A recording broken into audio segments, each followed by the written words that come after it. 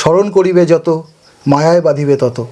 মায়ার বাঁধনে বেঁধে রবি ঠাকুরকে স্মরণ করে আজকের পর্ব আমাদের লহ প্রণাম। সেফ স্টোরির আসরে আজকে আমরা আরও একবার পেয়েছি আমাদের প্রিয় দিদি মৌমিতা দাসকে। উনি একদিকে মাল্টি ট্যালেন্টেড, সাথে উনি রবীন্দ্রসঙ্গীত শিল্পী। দিদি, সেফ স্টোরির আসরে আপনাকে আরও একবার স্বাগত। আপনার এই রবীন্দ্রসঙ্গীতের যাত্রা সম্পর্কে আজকে আমরা জানব। জন্মে থেকে যেরকম আমরা কি কি শিখেছি, ধরা যাক হাঁটতে শিখেছি, প্রথমে তো হামাগুড়ি দিতে শিখেছি, তারপরে দাঁড়াতে শিখেছি, হাঁটতে শিখেছি, সেগুলো যেমন আমাদের মনে থাকে না, রবীন্দ্রসঙ্গীতটা এত ছোটবেলা থেকে আমার সাথে জড়িয়ে আছে যে আমার ঠিক মনে নেই আমি কবে থেকে রবীন্দ্রসঙ্গীতের সাথে জড়িয়ে আছি। আমার প্রথাগত শিক্ষা শুরু ক্লাস 6 থেকে, কিন্তু তার আগে স্কুলে কোনো প্রোগ্রামে অংশগ্রহণ করা তার আগে থেকেই আর কি, প্রাইমারি স্কুল থেকেই। এবং বাড়িতে রেডিওতে রবীন্দ্রসঙ্গীত শোনা, কারো বাড়িতে গেলে রবীন্দ্রসঙ্গীতের ক্যাসেট বাজলে সেগুলো শোনা, তো এগুলো কন্টিনিউ রয়েছেই। মানে আমি ঠিক বলতে পারবো না কবে থেকে রবীন্দ্রসঙ্গীত আমার সাথে জুড়ে গেছে আর কি। আমি আমার সঙ্গীত শিল্পের মধ্যে 50%, মানে 50% আমি ইন্সপিরেশন পাই আমার রবীন্দ্রসঙ্গীত থেকে। মানে আমার সঙ্গীত শিল্পের মধ্যে ধরা যাক লোকগীতি হোক বা গজল হোক বা নজরুল গীতি হোক, যাই হোক না কেন, তার মধ্যে থেকে 50%, মানে সমগ্র সঙ্গীতের যা যা আমি জানি তার মধ্যে থেকে 50% আমার রবীন্দ্রসঙ্গীত।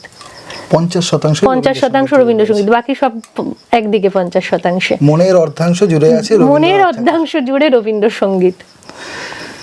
রবীন্দ্রসঙ্গীত সকলেই ভালোবাসে, আমরাও ভালোবাসি, কিন্তু আপনার ক্ষেত্রে ভালোবাসাটা অনেকটাই বেশি। রবীন্দ্রসঙ্গীতকে আপনি আপনার জীবনের লক্ষ্য হিসাবে বেছে নিয়েছিলেন। কিভাবে আপনি রবীন্দ্রসঙ্গীত শিক্ষা শুরু হলো? রবীন্দ্রসঙ্গীতের জন্য আমি সেভাবে প্রথাগত কোনো জায়গায় শিক্ষা নিইনি, যা শিক্ষা আমার শুনে শুনে শেখা। তো সেক্ষেত্রে বেশি আমি গুরুত্ব দেব, আমি বারাসাত কালীকৃষ্ণ গার্লস হাই স্কুলে পড়েছি। সেখানে সেই টিচারদেরকে, আমাদের গণ্যমান্য যে শিক্ষিকাগণ আছেন যারা আমাদেরকে শিখিয়েছেন, তুষ্টি দিদিমণি, তারপরে সংঘমিত্রা দিদিমণি, শুভ্রা দিদিমণি, তাদের কাছ থেকেই আমার রবীন্দ্রসঙ্গীতটা মূলত শেখা।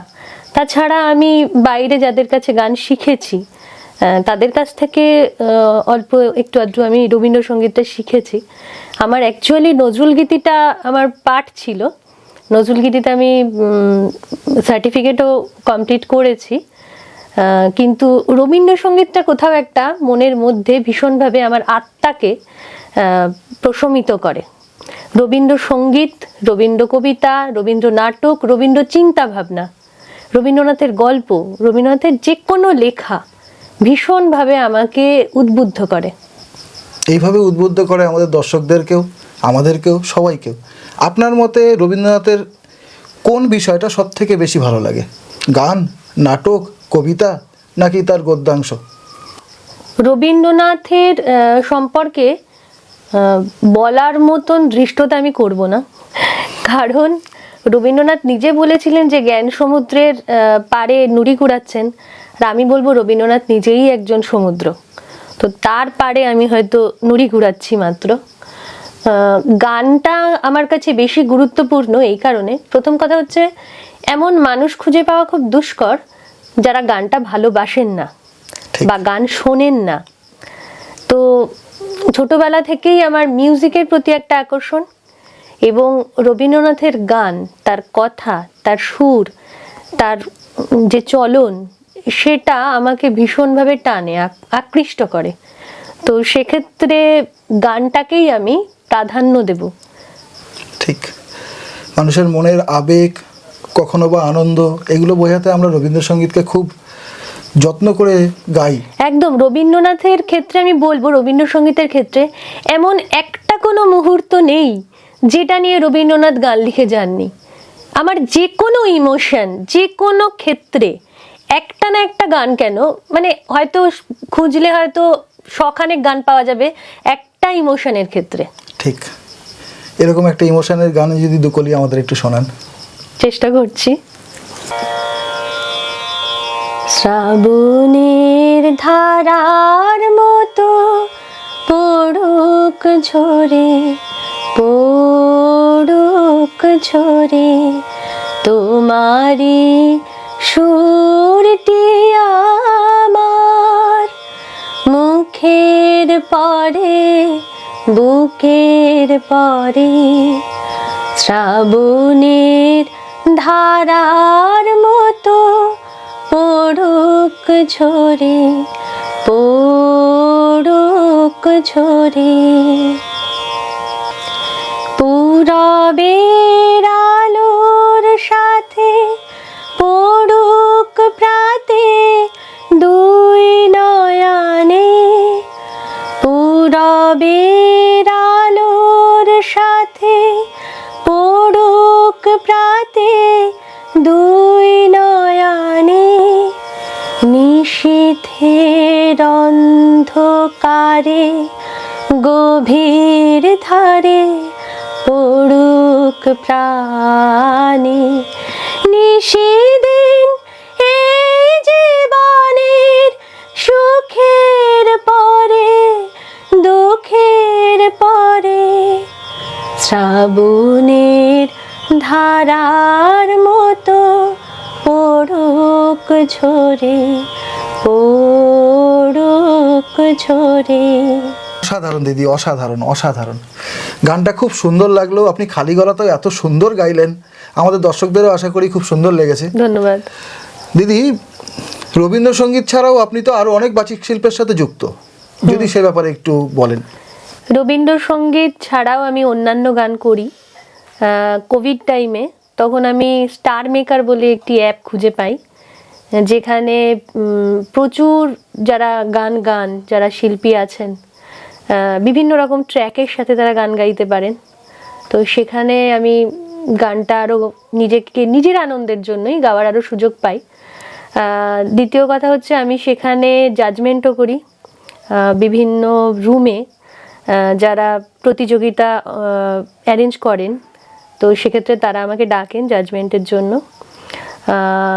এছাড়া বাস্তবিক জীবনে যেটা হয় সেটা হচ্ছে আমি কবিতা চর্চা এবং নাটকের সাথে, নাট্যাভিনয়ের সাথে যুক্ত ছিলাম একটা সময়। বিভিন্ন গ্রুপ থিয়েটার করেছি আমি।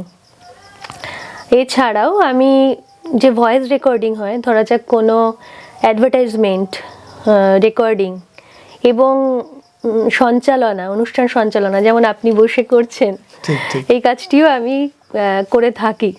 আচ্ছা, বিভিন্ন রকম বাচিক শিল্পের সাথে আমি যুক্ত রেখেছি নিজেকে। দিদি, আরেকটা ব্যাপার জানতে চাইবো আপনার কাছ থেকে।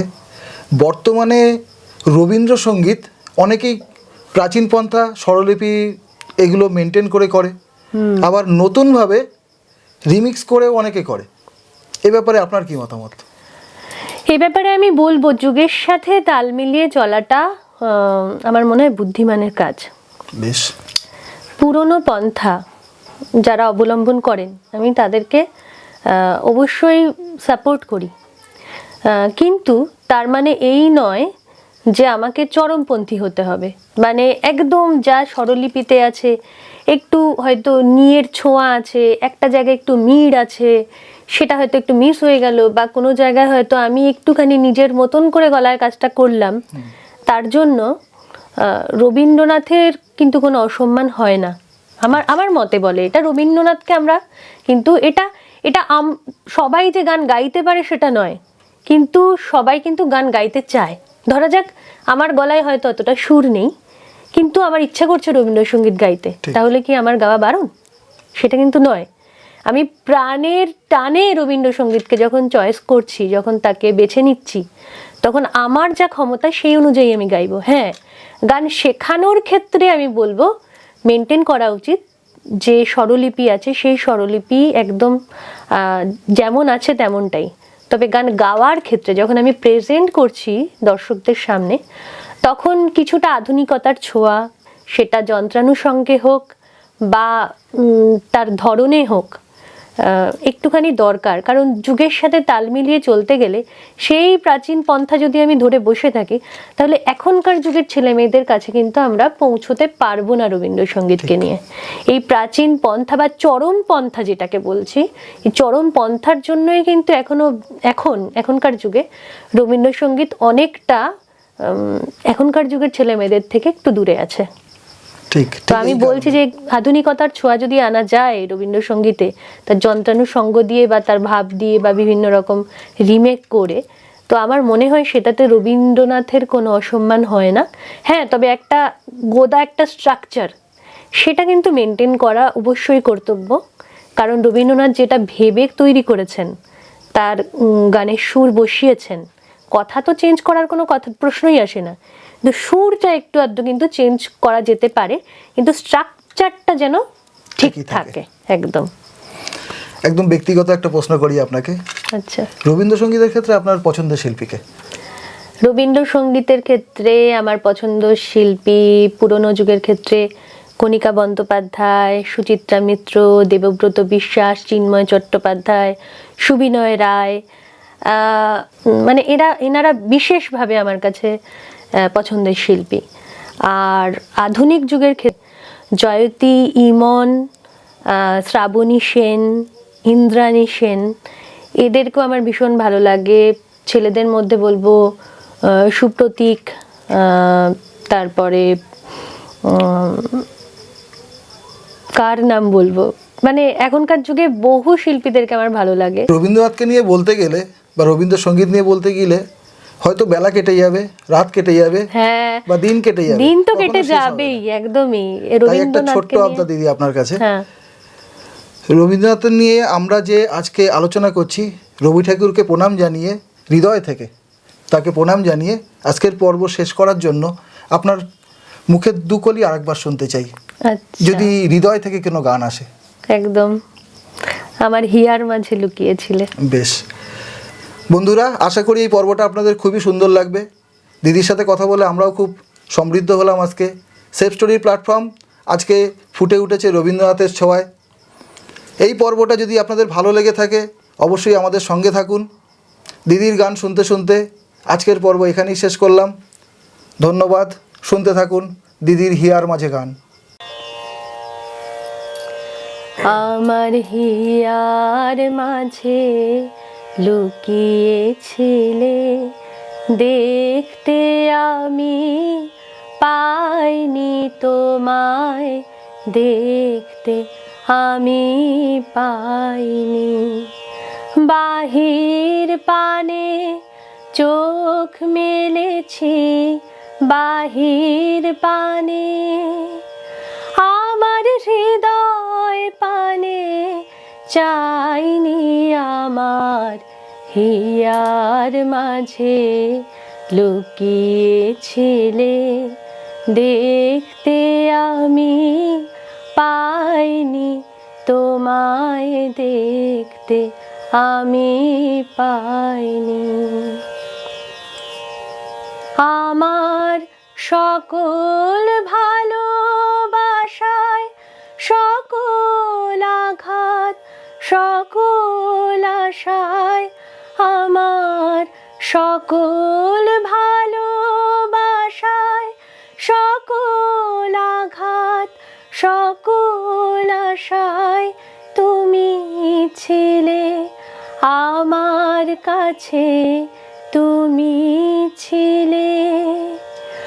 আমি তোমার কাছে যাইনি, আমার হিয়ার মাঝে লুকিয়েছিলে, দেখতে আমি পাইনি তোমায়, দেখতে আমি পাইনি।